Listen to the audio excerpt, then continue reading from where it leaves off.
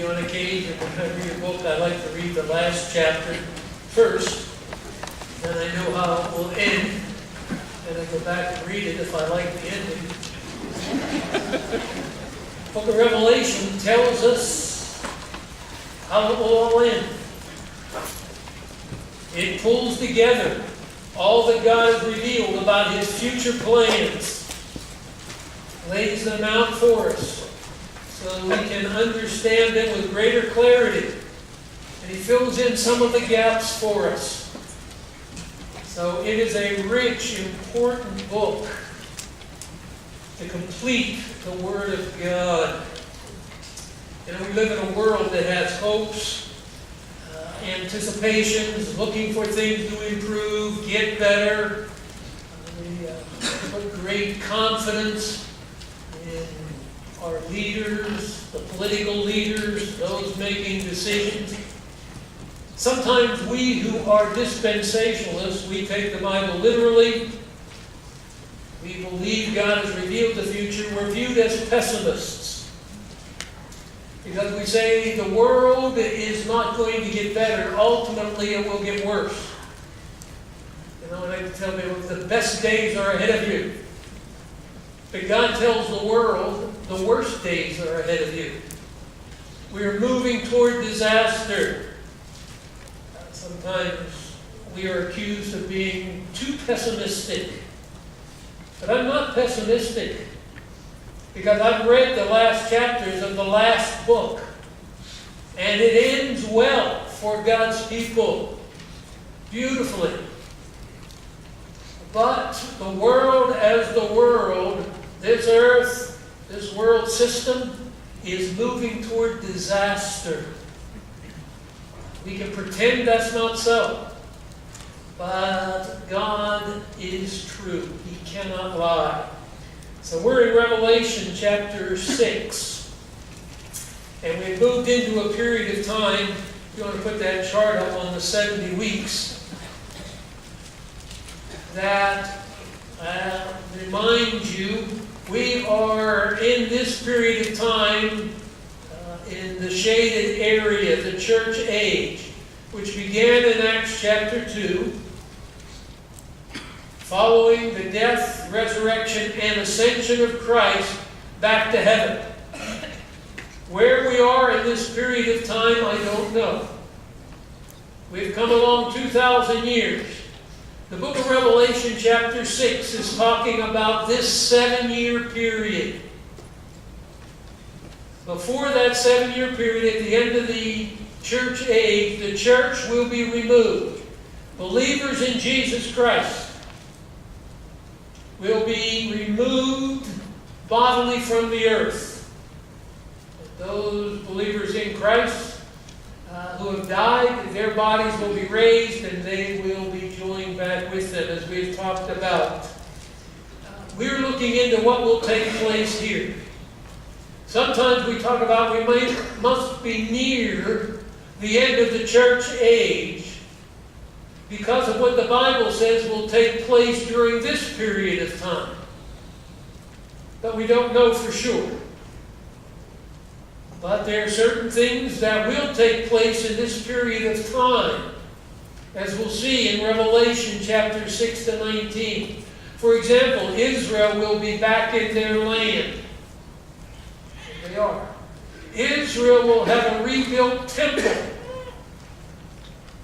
that will be in operation during this first 3.5-year period. That has not happened. We don't know whether that will happen toward the end of this church age or at the very beginning of this 7-year period. I tend to think more likely at the beginning of this 7-year period. I shared with you on other occasions an article in one of the news magazines many years ago. An article on a place in Israel that exists for the sole purpose of making the items necessary for a rebuilt temple and getting ready for the reinstitution of the temple. That was in a secular news magazine with pictures and so on. We've talked about that. So we look at some of these things and we think, well, maybe we're here. We are to be living as God's people as though we were right here all the time. The Lord may come at any time. So we should not be caught off guard if the rapture of the church would occur sometime today. Because we're to be living, expecting, and looking for the return of the Lord to take us to be with Himself. And so in that sense, not expected. It's like you have someone coming to visit you, and they tell you, I'll be there sometime in the next 2 days. Well, when they show up, you don't say, oh, I wasn't expecting you. And I was expecting you, but I didn't know for sure when you would be here. Christ promises He's coming. So we're talking about events in this period of time. This is the worst period of time, and it gets worse. You start here, but through this period of time, it gets worse. This will be, this 7-year period, the worst period of suffering, destruction, and death that the world has ever seen. Since we believe that is true, and it is true if you take the Bible literally at face value, as we see as we move through Revelation, there's no doubt about it. That's why some people say, well, you're pessimistic. Well, we are. Because this has to happen before Christ returns at the end of that 7-year period to establish His kingdom. That's why I say I'm not ultimately pessimistic. Because the last 2 chapters of the book of Revelation, chapters 20, 21, 22, 1, 2, 3 chapters, are about this period that goes on forever. So I'm optimistic. But as far as the future of this world as it is, the worst is yet to come. And for the people of this world, in their rebellion against God. So that's where we are in our study of the book of Revelation. In our last study, we looked at verses 9 to 11. I just want to walk through quickly a summary with you. There we saw people who were martyred during the first part of this 7-year period. That first 3.5 years. And indicates at the rapture, all believers will be removed. But following the rapture, there will be large numbers of people saved. We'll see more of that as we move along in the book of Revelation. But many of them will die during this 7-year period. Because this will be the time of the greatest opposition, the greatest persecution that the nation Israel has ever experienced, that any believers have experienced in the world. So we saw martyrs, those who give their lives. And that persecution for the church will start early. Not the church, but believers after the church. Because we see martyrs crying out for the Lord to avenge their death. So if you put up that chart on Revelation 6 to 9, if you would, we'll walk through just the points we've already looked at. But I want to remind you. Number 1, we saw death ushers believers into the presence of God. In chapter 6, verse 9, you see those who had been slain in verse 9 because of the word of God, because of the testimony they maintained. They declared their faith in Christ and would not deny Him. These are martyrs during this 7-year period. They're in the presence of God. And His very throne. So we looked at other verses that remind us that's what happens to all believers. When you die, your spirit leaves your body. And as a believer, it goes immediately into the presence of the Lord. That's what's happened. The martyrs' bodies, they perhaps had burned to ashes or buried, whatever. But they have, in their spirits, been transported to heaven. Second thing to note, the world hates believers. We looked at this Jesus said, don't be surprised if the world hates you. It hated me before it hated you. It may not always be open and clear, but the basic division in the world is between the children of God and the children of the devil. There are no people in any kind of other condition. You either belong to the devil or you belong to the living God.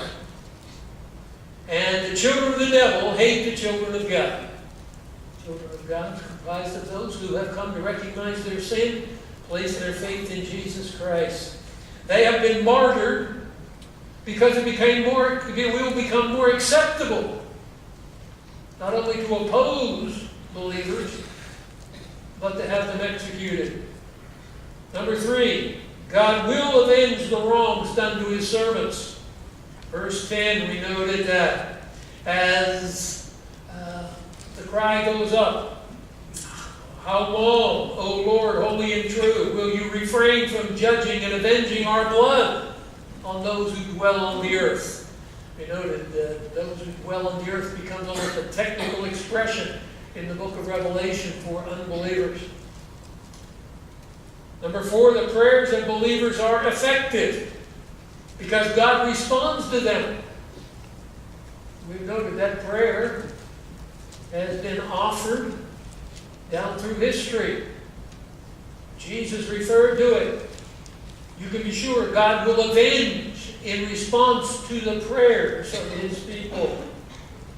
So the prayers of believers are effective. God hears them in verse 11. He tells them He will answer. Encouragement to all of us in our prayer life. Believers who have died, number 5, are at rest in God's presence. What does God tell them? He tells them they should rest in verse 11 for a little while longer. That doesn't mean they're just sitting there and lying back and doing nothing. We'll see later they have activity. But the point is they have been freed from all problems, all pain, all suffering, all difficulties. They are at rest in the presence of God. And that's true for all believers. We see this happens to these martyrs.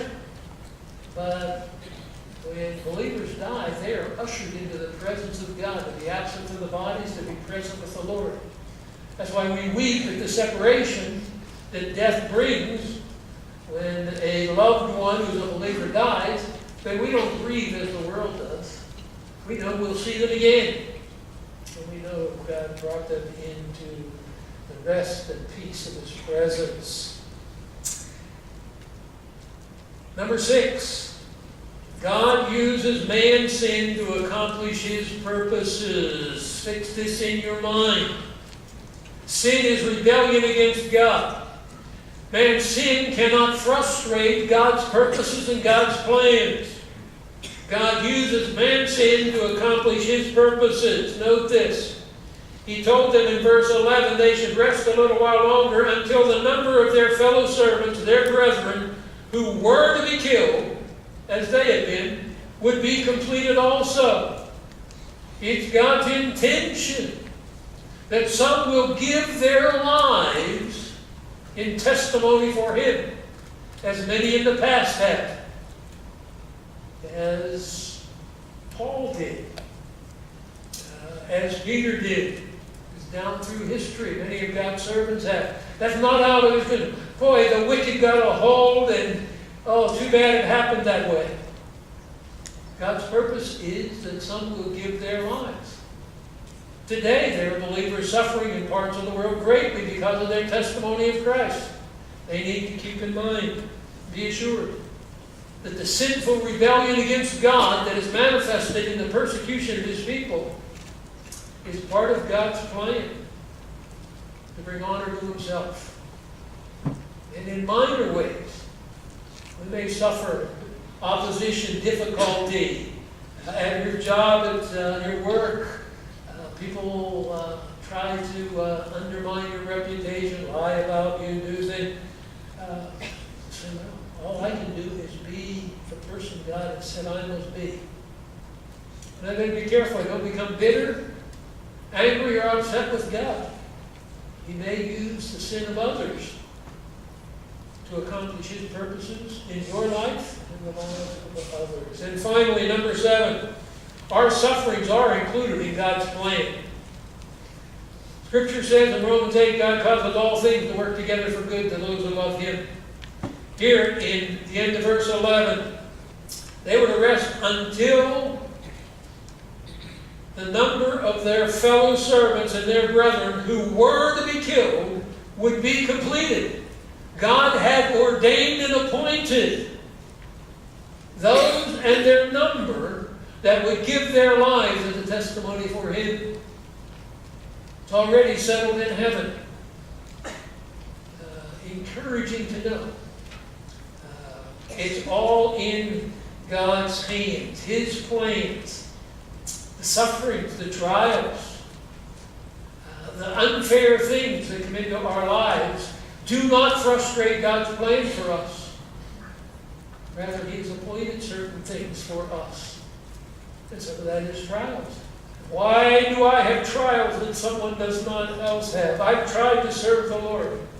Well, perhaps because the Lord wants you to bring honor and glory to Him in that special way. But we can have the confidence. I don't have to understand and be able to explain everything.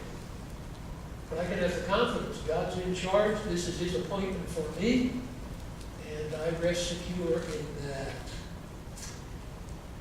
Well, that was the 5th seal. And what is going on in the world that will bring about suffering to God's people. We're ready for the 6th seal. Remember, this is a 7-sealed scroll. Every time a seal is broken, some kind of judgment takes place. Now we're ready for the 6th seal. And this is moving us along in that 7-year period to prepare us for the next series of judgments and then the next series. So the 6th seal, verse 12, when I looked and when He broke the 6th seal, there was a great earthquake. The sun became black as sackcloth made of hair. The whole moon became like blood, and the stars of the sky fell to the earth as a fig tree cast its unripe figs when shaken by a great wind. The sky was split apart like a scroll when it is rolled up, and every mountain and island were moved out of their places. Awesome events. Now keep in mind, we've just begun the judgment, so to speak. We're into the 6th seal. And then we'll have the 7th seal. We have 7 trumpet judgments to go. Then we'll have 7 bowl judgments to go. So we haven't reached the midpoint of the tribulation yet, that 7-year period. But the judgments are severe and devastating. When He breaks the 6th seal, there was a great earthquake. We get the word mega from this. I know something great, large. That's the Greek word. This is a mega earthquake. But it's not the final earthquake. What this is a preparation for, there are greater disasters to come. And the Bible, earthquakes often are used in that way. This is not the last earthquake of the book of Revelation. It's a great earthquake. And when God calls an earthquake great, you can be sure it is going to have vast, devastating consequences. But it's not the last one. Turn over to chapter 8. Look at verse 5. This is in connection with the 7th seal and the trumpet judgments. Verse 5 of chapter 8, the angel took the censer, filled it with the fire from the altar, threw it to the earth. There followed peals of thunder, sounds, flashes of lightning, and an earthquake. Doesn't call it a great earthquake, but it's another earthquake. Come over to chapter 11. Verse 13. And in that hour there was a great earthquake, another mega earthquake. And a tenth of the city fell. We'll talk about the details of this, but you just note there's a series of earthquakes Some called great, which I take it indicates they were of a much vaster magnitude than others. But there's a series of earthquakes here. You're still in chapter 11, look at verse 19. The temple of God which is in heaven was opened. The ark of his covenant appeared in his temple. There were flashes of lightning, sounds, peals of thunder, and an earthquake, and a great hailstorm. Another earthquake and the other things taking place. Come to chapter 16. Verse 18. This is at the final bowl judgment. There were flashes of lightning, sounds, peals. See the similar things going on with each of these? It doesn't mean they're just repeating the same thing. But all these things are accompaniments of the disasters God is pouring out. Flashes of lightning, sounds, peals of thunder. There was a great earthquake. And this is the greatest of earthquakes. This great earthquake, such as there had not been since man came to be upon the earth. So great an earthquake was it, so mighty.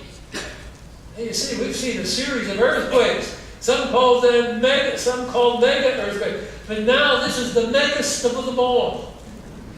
This is the earthquake that outdoes every other earthquake. There's never been anything like it because we are getting near at this point, toward the end of that 7-year period. So you see how things are happening, how things are building. And we see in our newsreels, news pictures now, we can see earthquakes in parts of the world and how devastating. You see now you have earthquakes on greater scale.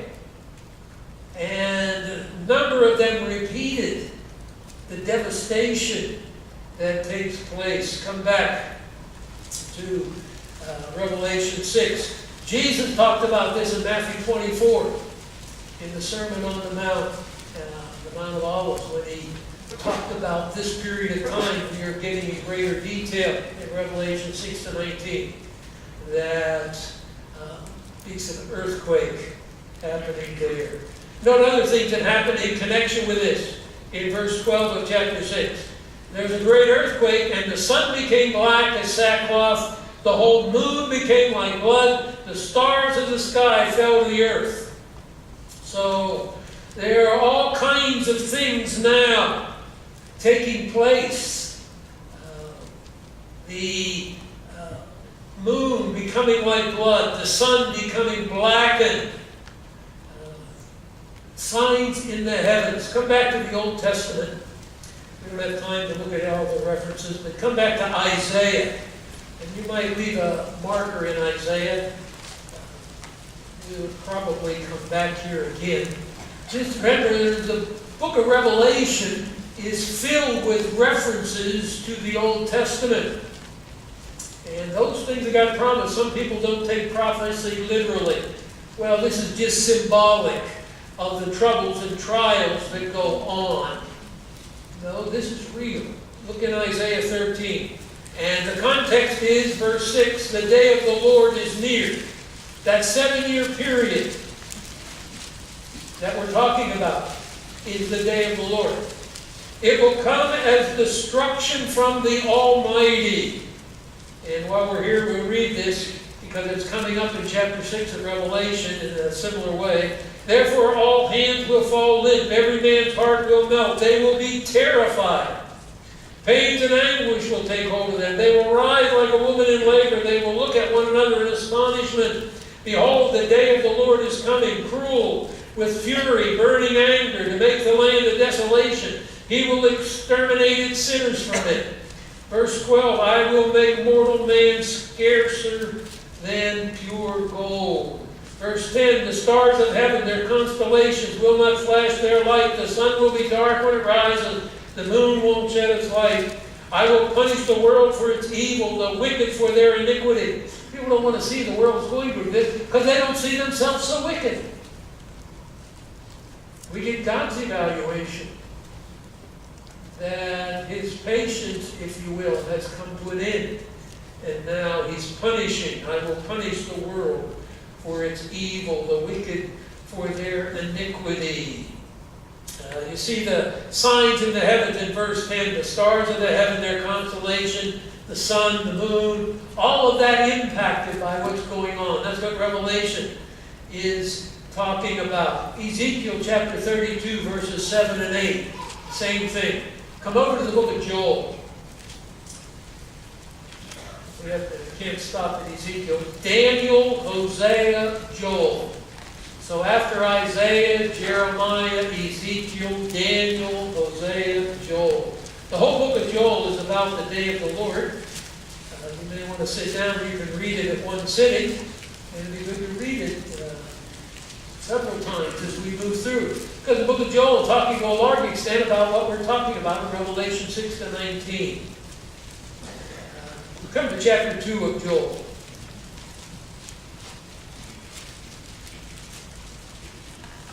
And he's talking about the day of the Lord. You pick up in book of chapter 1, verse 15.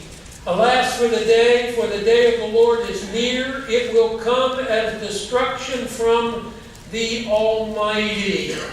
You come to chapter 2, the end of verse 1. For the day of the Lord is coming. Surely it is near. A day of darkness and gloom. Clouds, thick darkness. There's a great and mighty people such as never been, and fire consumes, and you come on down. Verse 10. Before then the earth quakes, the heavens tremble, the sun and the moon grow dark, the stars lose their brightness. You see the signs in the heavens. Come down to verse 31. Verse 30, I will display wonders in the sky and on the earth, blood, fire, columns of smoke. The sun will be turned to darkness, the moon to blood before the great and awesome day of the Lord comes. It will come about that whoever calls on the name of the Lord will be saved. And I should just pause to mention here. You see in verse 28, that it says, it will come about after this, I will pour out my spirit on all mankind. And in verse 32, it will come about that whoever calls on the name of the Lord will be saved. Peter quoted this section from Joel in his sermon at the beginning of the church age in Acts chapter 2. And you see in the Old Testament prophecy things put together here that will be further explained and clarified with later revelation in the New Testament. Verse 28, that the Spirit will be poured out on all mankind, happened in Acts chapter 2 at the beginning of the church. And it's true, verse 32, whoever will call on the name of the Lord will be saved. And people did in Acts chapter 2. But some of this looks forward to the time leading up to the second coming of Christ. Remember, the Old Testament didn't separate the first and second coming of Christ. So it tells something will happen as a result of the first coming of Christ, with the giving of the Spirit in verse 28. Then he comes in verses 30 and 31 and talks about things that are going to be, haven't happened yet after 2,000 years. And then you can go back to the beginning of the church age, and something that's been happening throughout the church age, that God's salvation is available to all, and whoever calls upon the name of the Lord will be saved. And that will be true, right down to the return of Christ.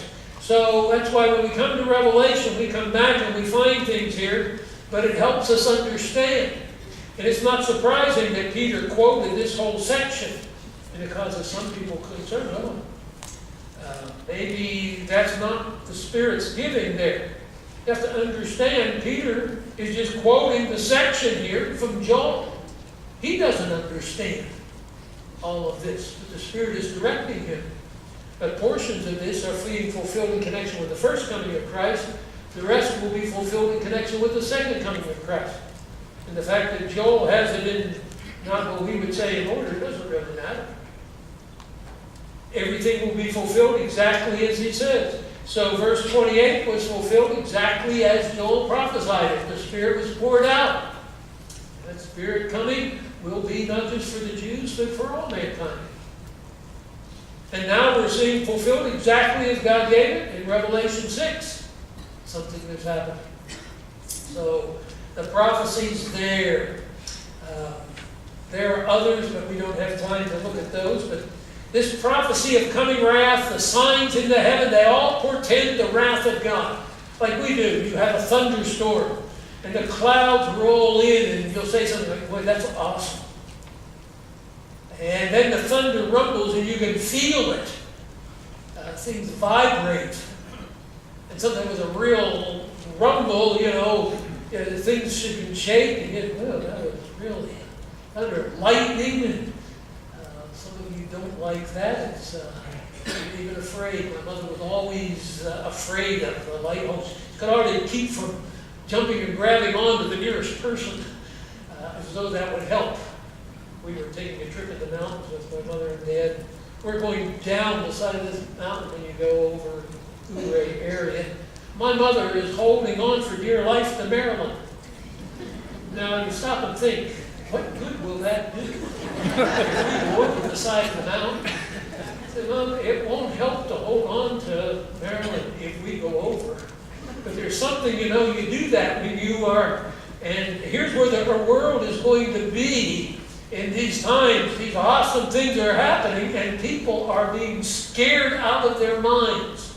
That's where we're going, back in Revelation chapter 6. The sun becoming black as sackcloth, the moon as blood. We've seen some of this where you have volcanoes or large events, and the result is the sun is darkened out, color of the moon is affected. All these disasters going on, and the impact on the heavenly bodies. And then you come to verse 13, the stars in the sky fell to earth, probably referring to things like meteorites, coming crashing into the earth. We realize that some of the stars themselves, maybe if they crash the earth, destroy the whole earth. The whole earth is not destroyed here. We've got the bulk of this 7-year period ahead of us. But it's speaking to show, even out of the heavens, things are crashing down. If you have large meteorites, they can do great damage. We've watched programs where scientists have talked about a meteor going around and what they could do if it was on course to hit the earth, the devastation it would cause. Well, there's going to be these kind of things crashing down onto the earth. It's like it says a fig tree casting its unripe figs in verse 13 when shaken by a great wind. So like the figs, or you see a piece of fruit in a strong wind and it blows it all down. And these things are going to be raining from the sky on the earth. Just an awesome time. And then you have verse 14. The sky was split apart like a scroll when it is rolled up, and every mountain and island were moved out of their places. This is like a scroll, and it gets rolled. And we see this with the clouds in our thunderstorms. They can roll in, and then they can part. That's the picture, this awesome picture. And it's a reminder, these judgments are coming from heaven. And the heavens reveal it.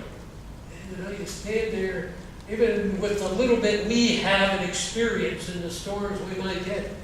You think, this is awesome. A sense of something, especially as a believer, of the greatness of God. And then here, this is going to impact the whole world. All this is shaking the world.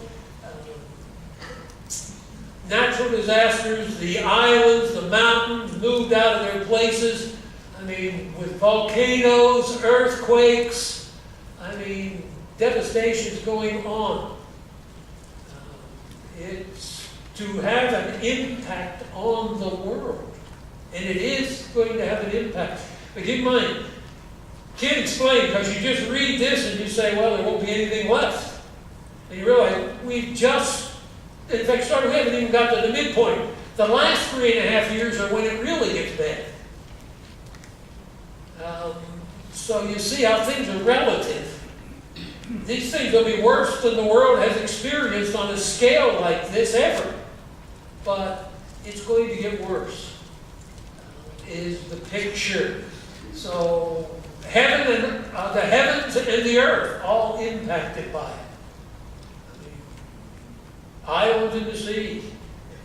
Something here between Hawaii and how it keeps growing because the lava keeps going. It could disappear quickly. Other islands. What happened? Well, this island with all the people just vanished overnight. Volcanoes occurred, earthquakes occurred.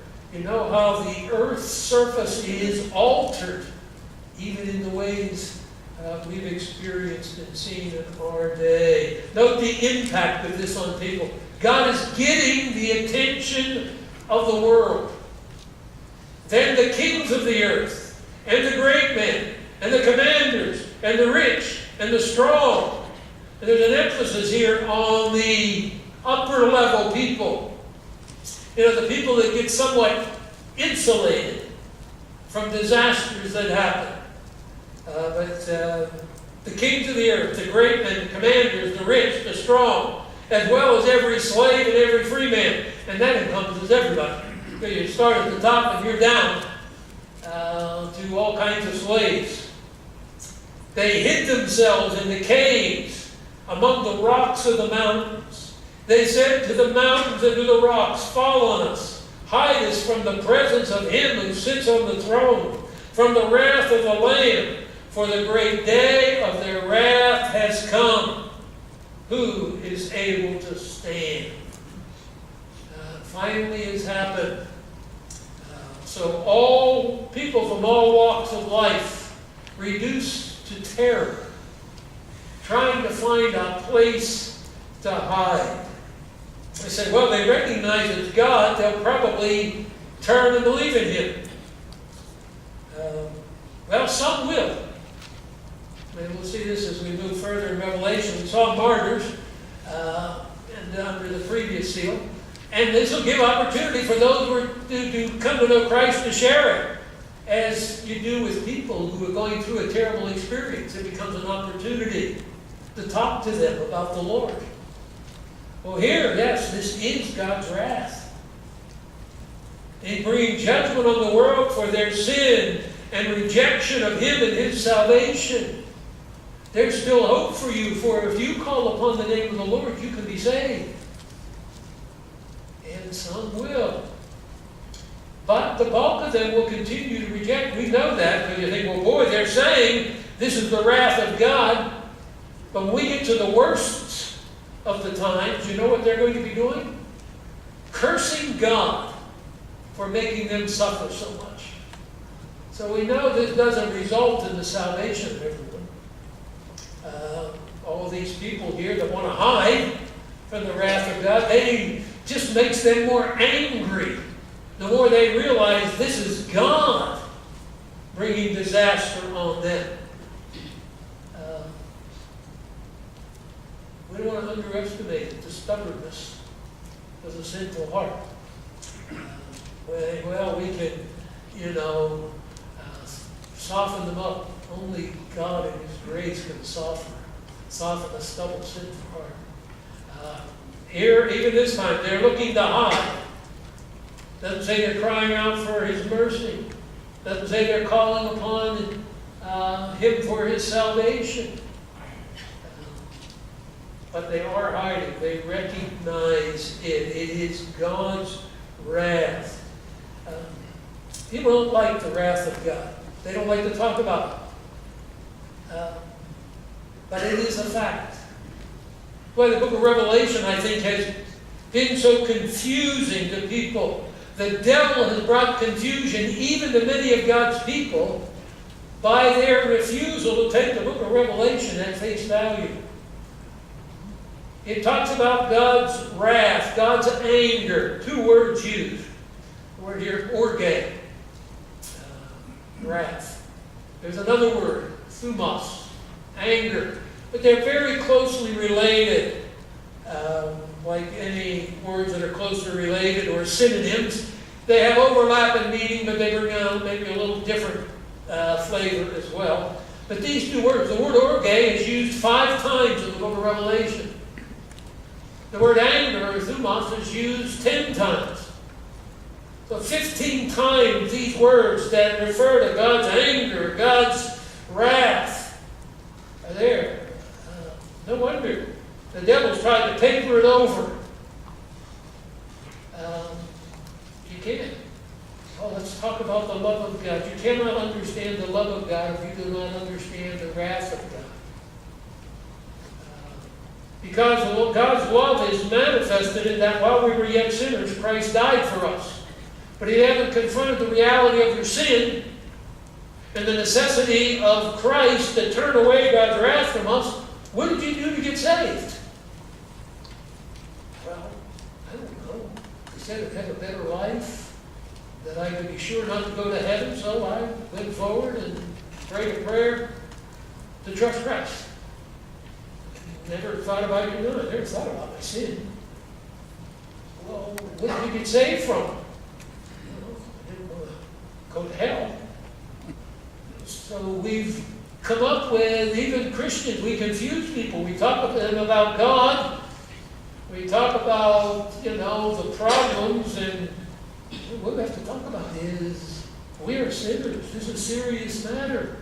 God says it is so serious with him that if we don't turn from our sin and accept from him by faith the forgiveness that only he can give by believing in his Son, we will spend eternity in hell. Many people don't believe in hell because they don't believe in the seriousness of sin. Here's how God sees the world. We look around as believers and see this open display and arrogance of man against God, and we say, why? Why does God hold back? God is patient. He's long-suffering. He has no desire that any should perish, but that all should come to salvation. But they won't. So here it is, pouring out his wrath, bringing destruction, and at the same time, he'll be saying, whoever calls upon me, places their faith in my provision of my Son, will be saved. And they'll be shaking their fists, cursing God. Awesome. So, they're hiding from the presence of God, from his wrath. They will say to the mountains and to the rocks, verse 16, fall on us, hide us from the presence of him who sits on the throne, and from, and note this, the wrath of the Lamb. Now, back in chapter 5, verse 12, for example, those in heaven were singing the song, worthy is the Lamb that was slain to receive power, and so on. We think of the lamb as the animal of sacrifice. Here we see the lamb with wrath. We see the other side. We don't want a complete picture of God. We just want to think of God as that loving, merciful, like grandparents. They overlook everything. I like being a grandparent. My dad liked being a grandparent. I reminded my dad, you never let me do that. He'd just smile and say, I know. Because what? You're the father, you got to take care of it. That's the idea. One theologian did a book and he pictured God as a great Cheshire cat in the heavens. Something cuddly and people don't like to think of God. So they create their own God in their mind. He is a God of mercy, kindness, love, forgiveness. He is a God of anger, wrath. The one who will destroy. So, now, what? People persist in rejecting the free gift. He doesn't even say, I have to charge it. And for those of you who can afford it, here's here's eternal life for free. He says, I paid it all for you. Here it is for free. And people say, I don't have any of it. We have the song, I did it my way. But my way is the way to hell. There's a broad way that leads to destruction. So that's what's going on here. And you have the wrath of the one on the throne and the wrath of the Lamb. Clear statement of the deity of Christ. Would you put any other here but God to say the wrath of God on the throne and the wrath of... who else would you put in there? Whose wrath could be the same, on the same level as God the Father, God the Son. He's the Lamb who provided salvation that has been rejected, and now you get the consequences of the rejection. The wrath. Many verses. This is the day, great day of their wrath. Wrath. John 3:16 said, "For God so loved the world that he gave his only begotten Son, in order that whosoever believes in him should not perish, but have everlasting life." Then you keep going reading down to verse 36 of John 3. It says, "He that has the Son has life. He who does not have the Son shall not see life. But the wrath, the orge, the wrath of God abides on him," lives on him. I mean, is that picture? There is where it resides. Living under the wrath of God. The only escape from that is the work that Christ has done. So verse 17 says, "The great day of their wrath has come. Who is able to stand?" Who is able to stand? It's a rhetorical question. No one. I mean, who can stand against God? Come back to the Old Testament. We have to pick up a few verses. I told you to keep a marker in Isaiah, so come to Isaiah 2. Isaiah 2.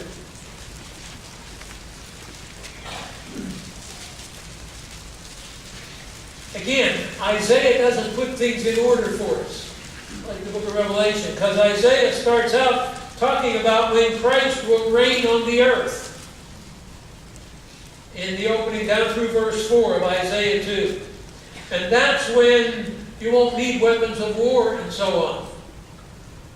And then he goes on to talk about the judgment that takes place. Look at verse 10. "Enter the rock and hide in the dust from the terror of the Lord and from the splendor of his majesty." That's what we just read is going to happen when God pours out his wrath. "The proud look of man will be abased. The loftiness of man will be humbled. The Lord alone will be exalted in that day." The Lord's going to pound men down. They're going to learn who is God and who is not. And so even the kings are going to be hiding in the rocks. You're not too great, you're not too rich. You'll be there fighting the slave to get the hiding place in that day. Verse 12, "The Lord of hosts will have a day of reckoning against everyone who is proud and lofty." To obeys in verse 17, "The pride of man will be humbled. The lofty man of man will be abased. The Lord alone will be exalted in that day." Look down in verse 20. "In that day men will cast away to the moles and the bats their idols of silver, their idols of gold, which they made for themselves to worship, in order to go into the caverns of the rocks, the clefts of the cliffs, before the terror of the Lord, the splendor of his majesty, when he arises to make the earth tremble." They're so proud, so confident they stand. When the Lord pours forth his wrath, the greatest of men are reduced to putty. So what does that mean for us? Well, good verse. How does this affect me? I won't be there. Look, "Stop regarding man, whose breath of life is in his nostrils. Why should he be esteemed?" That doesn't mean we don't give proper respect to rulers and so on. But we shouldn't have fear as believers of others. What keeps us from telling them about Christ? Unless you call upon the name of the Lord, you'll perish. You are under them. Why should I fear man who's just a breath? I serve the living God. I've been redeemed by His grace. I come to tell you, you can be redeemed by His grace. And if you don't respond and receive the free gift He offers you, you will spend eternity in hell. Somehow, oh boy, we'll go out and share that with the city. How about it? Think about it. How many people did we tell that this week? This month. We finished a month. How many people? Let us sit down and say, well, this person, this person, this person, this person. Well, didn't have many opportunities. Oh, you live in a world of believers. Well, no, but there just wasn't good opportunity. Part of it is our fear of men, right? Probably didn't have any problem talking about what's going on in politics. And some of it, sometimes we can get pretty passionate about that. I even heard a, quote, evangelical pastor introducing the president last night. I was embarrassed. This is God turning this country back to Himself. And something changed in the Bible. So you see, the Old Testament prophesied, Isaiah did. And now John was given revelation to put it all together, but he didn't change anything. Verse 21, they go into the caverns of the rocks, the clefts of the hills, before the terror of the Lord, the splendor of His majesty, and He rises to make the earth tremble. John says the same thing. No matter how many times God says it, some people just decide that we don't take that literally. That's some kind of, no, if you take it any other way, you miss it. Let's see, I got you in Isaiah. Let me take you to chapter 13. Isaiah 13. We'll leave everything out. We'll just stay with Isaiah. Note verse 6. Wail, for the day of the Lord is near. It will come as destruction from the Almighty. Therefore all hands will fall limp. Every man's heart will mount. They will be terrified. Pains and anguish will take hold of them. They will ride like a woman in labor. Verse 9, the day of the Lord is coming. When we, you see, we looked at this earlier. Come over to chapter 34.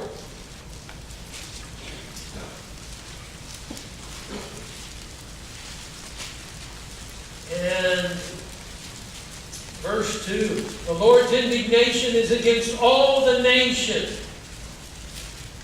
And it's the judgment He's going to bring. Verse 4, the host of heaven will wear away. The sky will be rolled up like a scroll. That's what John said. Will you be, you see, just like a scroll with me. Working the heavens. Their host will also wither away.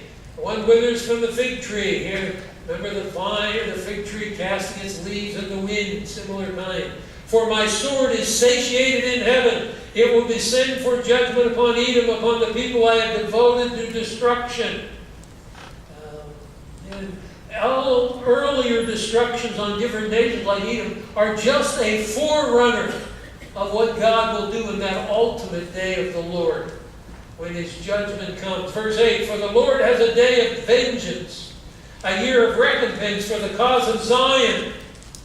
And God is bringing judgment on the unbelieving nation Israel to turn them as a nation to Himself. So ultimately, the salvation of Israel is one of the main purposes of the 7 years. As we saw in Daniel 9, 6 things will be accomplished in this 7-year period. But it's also a day to bring judgment on the nations that have persecuted His people. Bring vengeance. And it's a day of vengeance. Remember the martyrs under the throne in heaven? How long, O Lord, will you avenge our death? Well, He has a day of vengeance as He goes on. Repeated. Ezekiel talks about it, as we talk about it in verse 32. Who is able to stand? If you want to go to one other passage, if not, I'll read it to you. Nahum, chapter 1. Nahum is a little harder to find. Daniel, Hosea, Jonah, Micah, Nahum. Nahum after Micah, that helps a lot, which is after Jonah, that helps a little more. All right, Nahum chapter 1. If you don't, it's lost in the minor prophets there. Let me just read you a couple of things. Verse 2. A jealous and avenging God is the Lord. You know, the verse we had to remember when we talk to people. God's got love, but you know what else the Bible says? A jealous and avenging God is the Lord. The Lord is avenging and wrathful. The Lord takes vengeance on his enemies, adversaries, reserves wrath for his enemies. The Lord is slow to anger and great in power. And the Lord will by no means leave the guilty unpunished. So it goes on to talk about the mountains will, verse 5, will quake because of him. The earth is upheaved by his presence. Who can stand, verse 6, before his indignation? Who can endure the burning of his anger? His wrath is poured out like fire. The rocks are broken up by him. And note the contrast. The Lord is good, a stronghold in the day of trouble. He knows those who take refuge in him. But an overflowing flood, he will make a complete end of its sight and will pursue his enemies in the darkness.